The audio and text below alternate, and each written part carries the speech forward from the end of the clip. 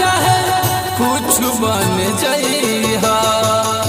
माई बाप के प्यार तू, माई बाप के प्यार तू कुछ ना भूलइहा। ए बबुआ चाहे कुछ बन जइहा।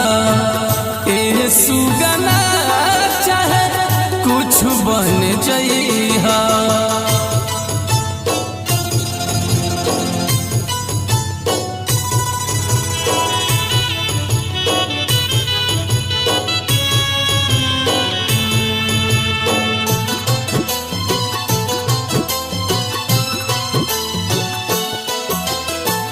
अपने न खैली तोह के खियली, सबका नजरिया से तोह के बचैली।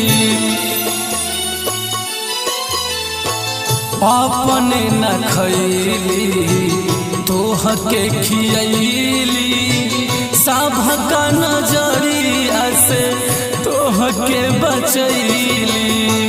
सपनों में उनके ना, सपनों में उनके ना कबो ना सतइहा।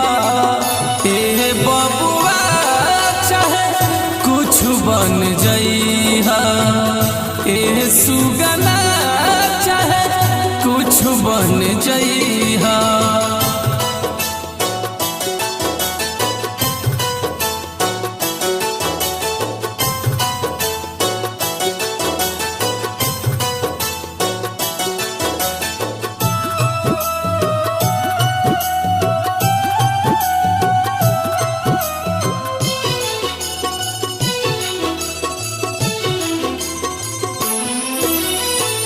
कार जानइन करऊ तरल भगवान हो, हम काम उतारब बोला हो के इंसान हो।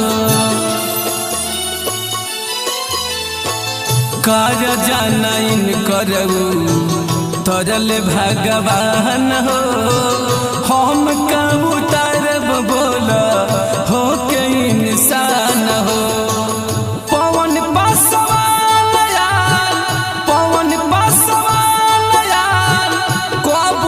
देखइहा।